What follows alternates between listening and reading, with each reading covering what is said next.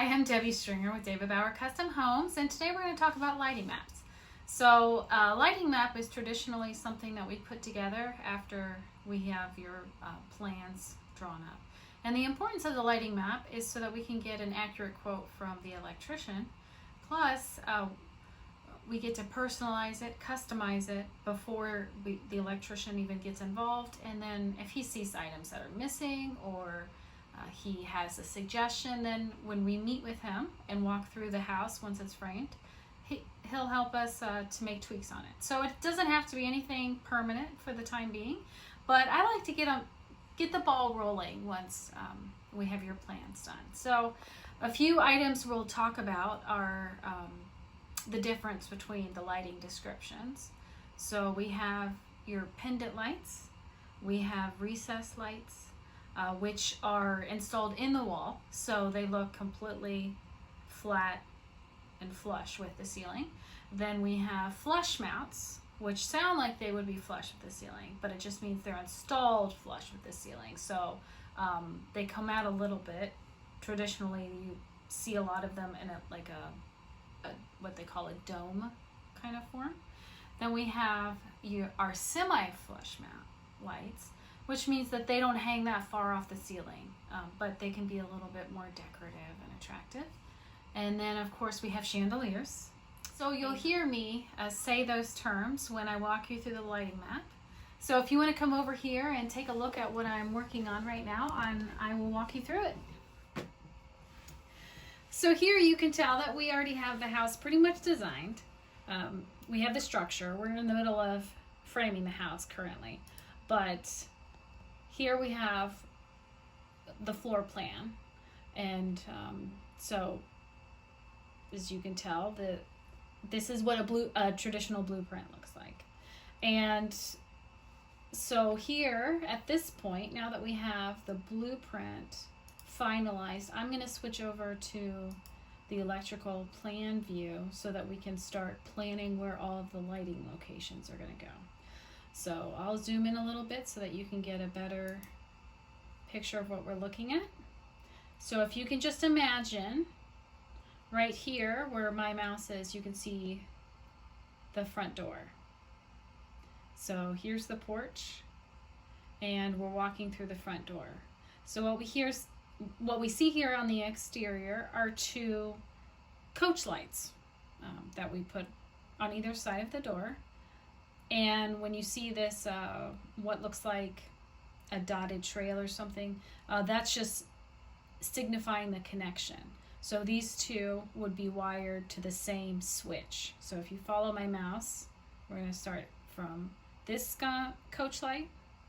We'll go from this coach light over to this coach light, and then inside to the switch that would be used to turn them both on. And this is something that we can easily, move around. We can put it wherever you want it. So honestly, when we walk through your house, we'll write on the beams in your house before drywall goes up where your switches are. So you can customize that however you want. And then you'll notice as well that as soon as you walk in the house, we have a semi-flush mount because we have 9-foot ceilings, and so we have a little bit of room to put some decorative lighting in this house. And you also see the homeowner decided to put semi-flush mount in their office. They also have it in their living room, and they like wall sconces. So here's one wall sconce connected to another wall sconce, and then over to a third one. So looking at this lighting map initially, that may be a little confusing as to why we put those items in the locations. So I'm going to show you from our camera view exactly what this is looking at when we walk through the house.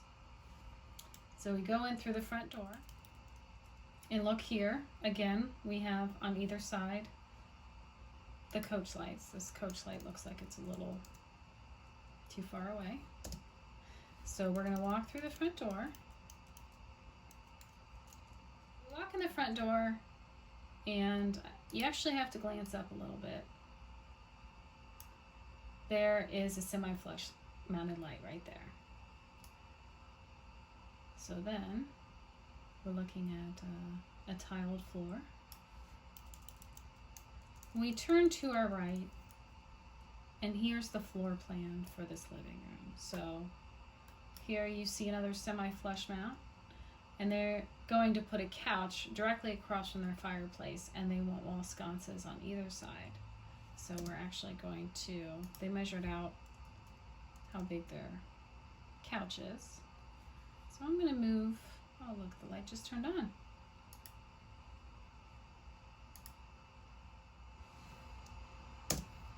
So, yeah, good.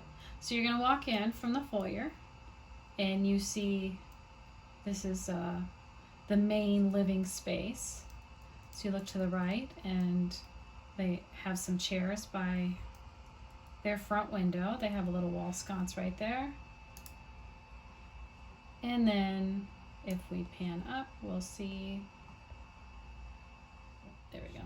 We'll make sure that that light is centered over their area. So it's directly in between, or centered within the window, and then if they have their furniture on either side of the window, then everything will look symmetrical. So we've looked at the semi-flush mounts. We've looked at some of the wall sconces. Now we're going to walk in and check out their dining room.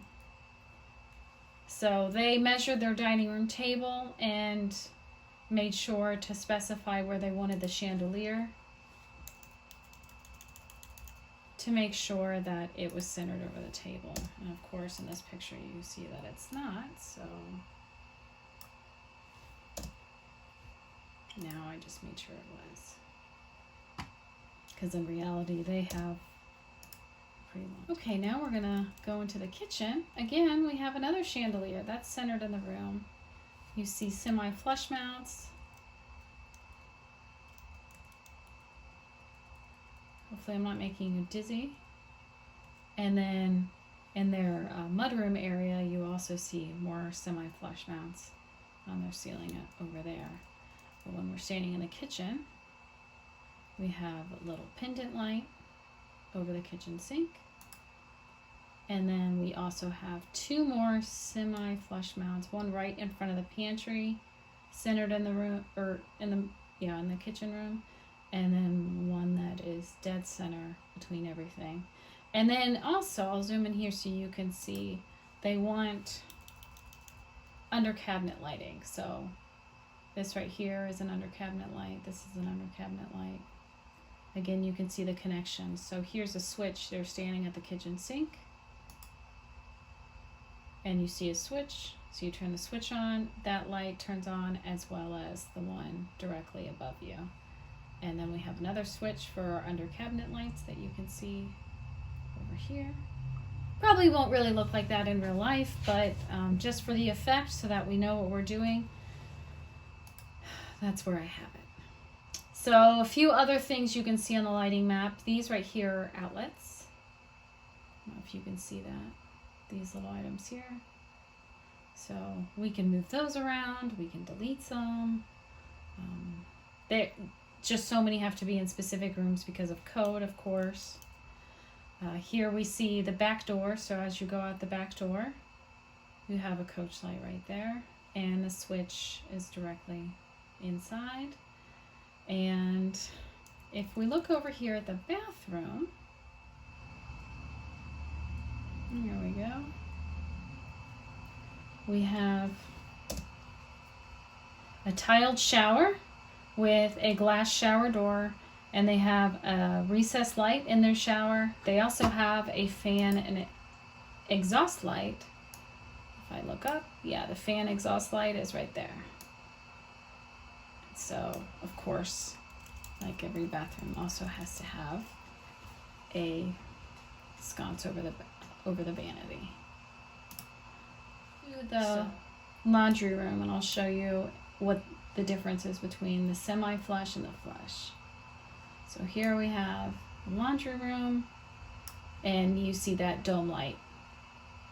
That's a flush mount. So they want just one large one to be centered in front of the window on either side of the washer and dryer. And here we go. We have the master bedroom. So this, we want to personalize those outlets because you're planning, you know, where are you going to be charging your devices at night. So you want to make sure that you have outlets near your bed in case you want lamps or any other electronics. So here we have a fan light combo. We have the bed on this wall, and then we have nightstands on either side with outlets.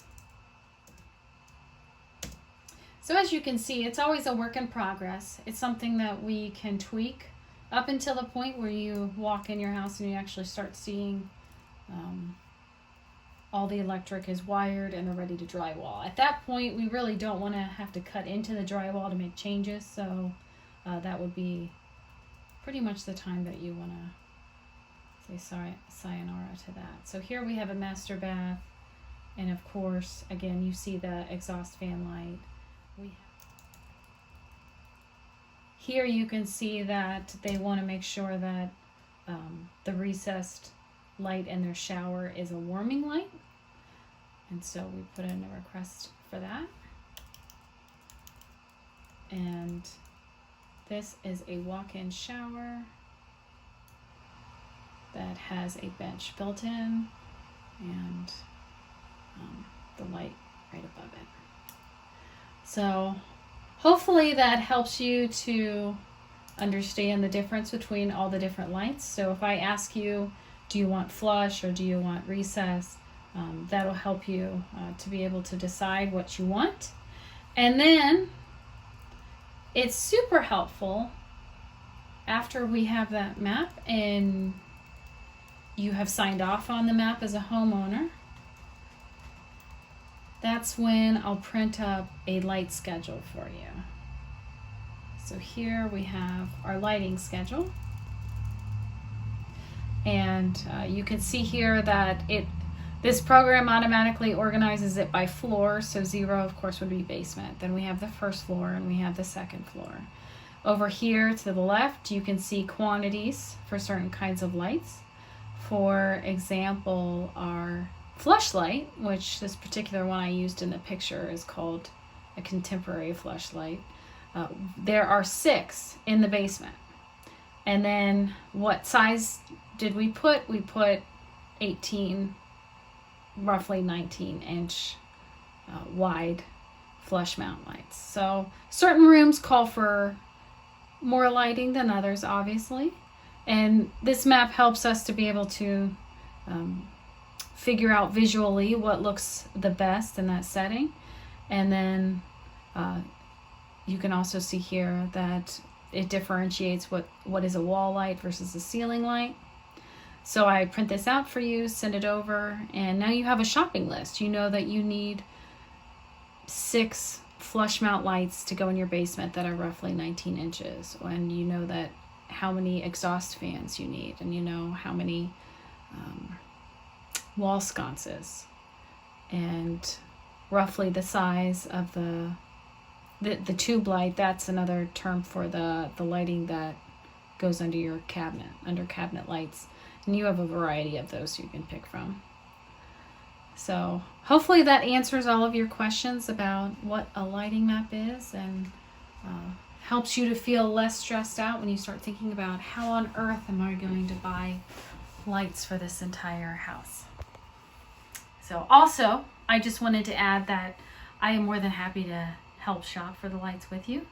And there's we actually have a few different preferred vendors that we like to use with lights, because depending on the brand, some of them can be crazy expensive and the quality is really not any different than some of the other brands.